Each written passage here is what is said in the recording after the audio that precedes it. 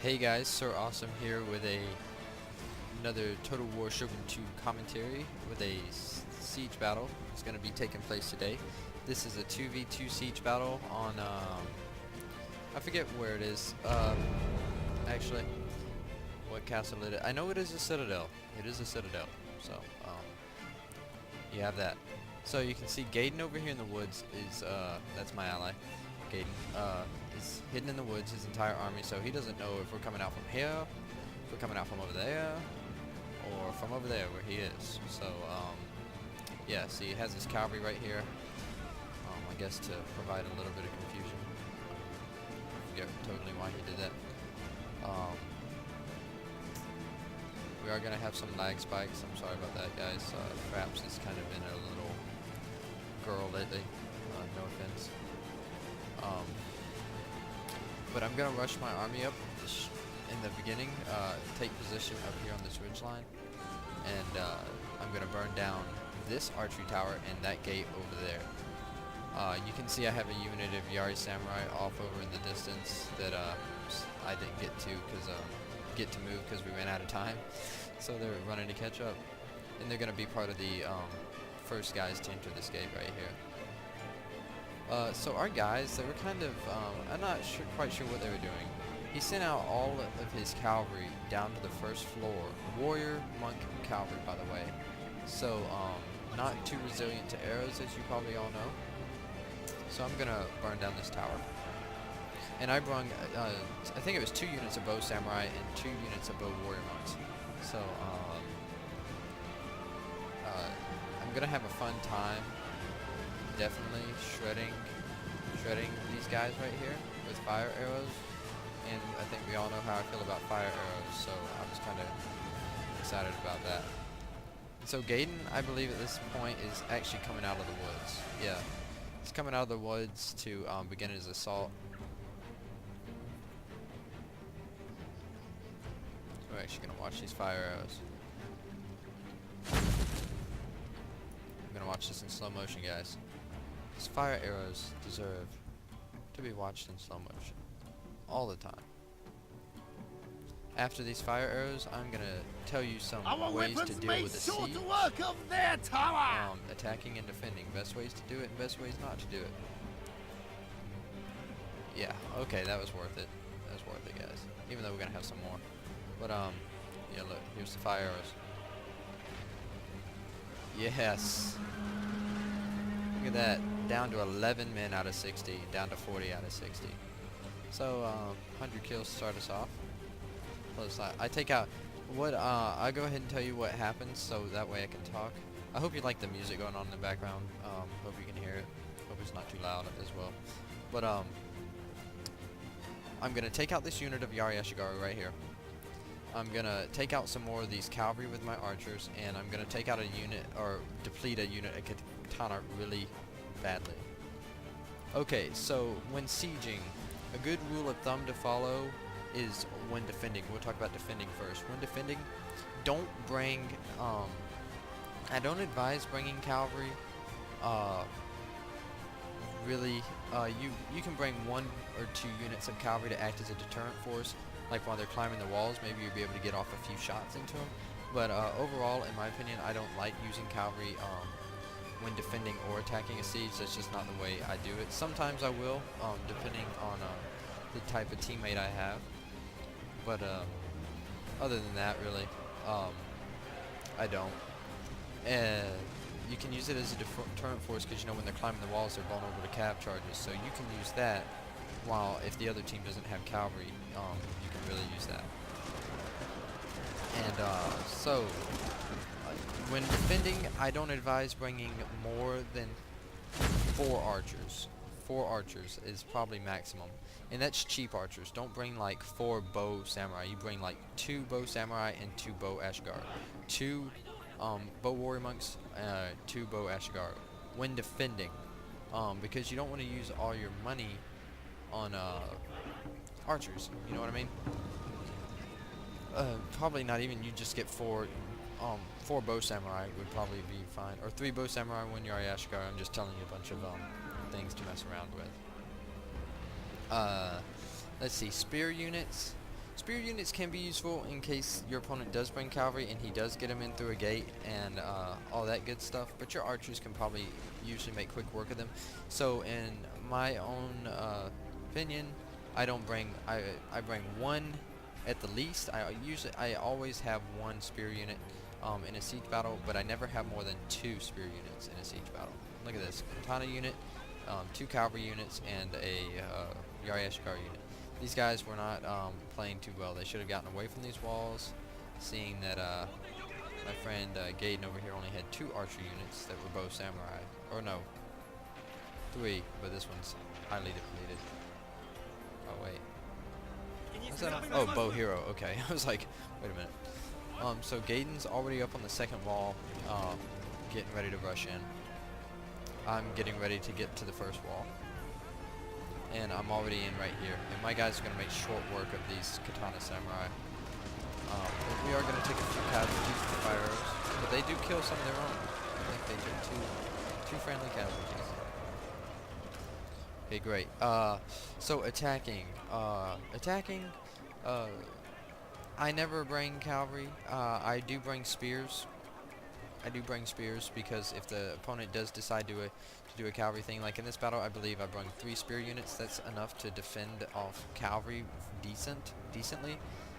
But most of my infantry comprised of swords. I did bring a lot of archers. That way I could just overwhelm and push him off the first tier and off the second tier, relying on quality.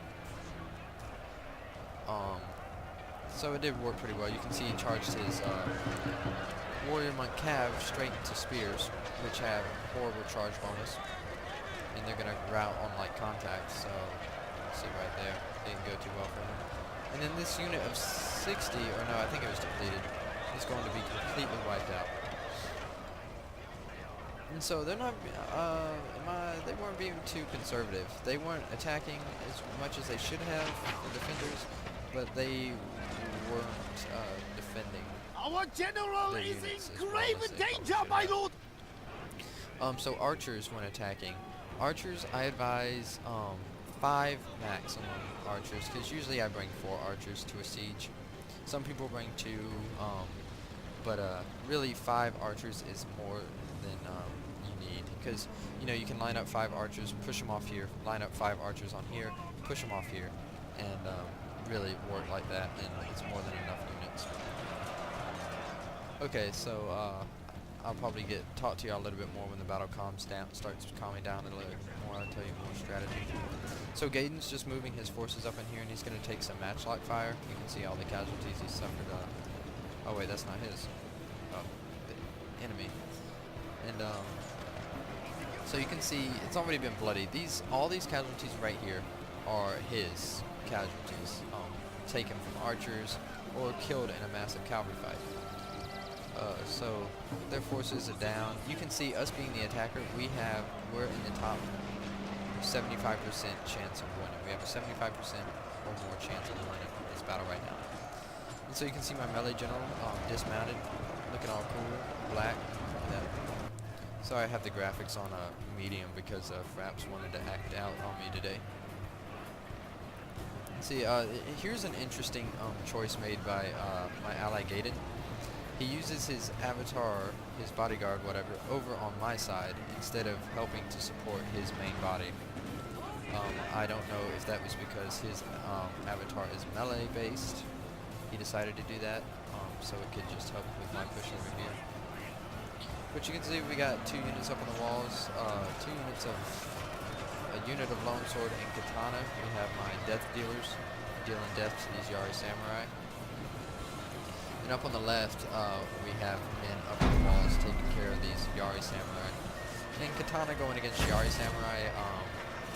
Yari samurai are really more fitted towards cavalry fighting, and they're not fighting cavalry right now. They're fighting veteran, my awesome lands, and my veteran angry mob.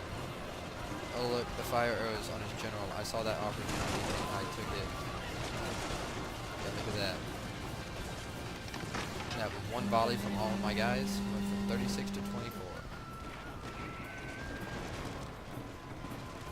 So yeah. He's gonna get out of there, ain't he? I'm still firing on him. Let's see if we're killing anyone else. His armor must be pretty stinking high. Any other general would have been One of our completely units slaughtered. has used all its ammunition, my And lord. so this time my bows are starting to run out of ammunition, and I'm going to start sending them into combat. So there wasn't much combat going on the second tier right here. We had this cavalry was already taken out by archers, and then we had this small little fight between his archers that didn't take long, and then we fought off these Yari samurai over here. And I'm going to begin taking, I took some archer casualties, you can see right here, and those guys routed, but I'm going to get these guys up on the wall to help stop this archer fire right here. Or at the time I was actually thinking to go and take the keep, but I saw how depleted they were and how much they were wavering, so I decided to put them in a supporting role on the right to take care of those bows. So we're going to look at how Gaydon's dealing with all of his stuff. His opponent really left the walls unattended. I mean, he took out the archers right here that I guess he didn't. Oh no, there was no Dachi that he brought to the battle. Not Gaydon, but our opponent. What's his name? Brandon. Bring Nodachi to a siege. I don't advise ever bringing Nodachi to siege, attacking or defending. It doesn't. You can't get the charge in as effective if you're defending. You know, you're defending the walls and you can't get it in. You can if I guess they climb the walls and you charge them, but it's still not that effective because you don't get the entire effect of the entire unit. Attacking, you're climbing the walls constantly. You're gonna fight men on the walls, and the charge is useless. Okay. So we're going to slow things down here real quick so you can see what all's going on. You can see I pushed back all of his men quickly. I burnt down his gate so I could rush all my men in, and I rushed him in, and pretty much he had a unit of matchlocks right here. You can see are slaughtered right now. But what I did was just completely rush. I was relentless. I just kept going up and pushing through, and I got all my units up, and you can see I'm actually Yari routed. And right here, I think it was right here, or I forget where actually, the general died. But we're gonna have his, right here, his avatar bodyguard was killed by my avatar bodyguard. Was it mine? Yeah, it was mine. Yeah, so Gaydon, he's pretty much secured the walls without taking many casualties at all. He's faced very little resistance at this point, but whenever he starts getting on this last tier, you can see all the bodies Gaydon has pretty much cleaned up for the most part. And all that's left really is his general and these few units right here. And so I'm going to send my Katana Samurai in to capture this. And he actually has these Benkei's blades that lasted a long time in combat. Mean but to take care of. They killed a lot of my guys. You can see they're 7 chevron veterans. And so my katanas, I'm not going to put them in there to help Gaydon out at all because I'm taking this little thing right here, this flag, to go ahead and end this battle before more bloodshed happens. So this is the only fight happening right here. Gaydon's taking care of all his guys, and he's like, at this point, he's like wondering why the battle's not ending. And I'm like, oh, you're still fighting. Some reinforcements. Not really. But I wish you could see the amount of units that the opponent has killed. Like, you can look at their statistics, but you can't. I would really like to see that in Rome 2.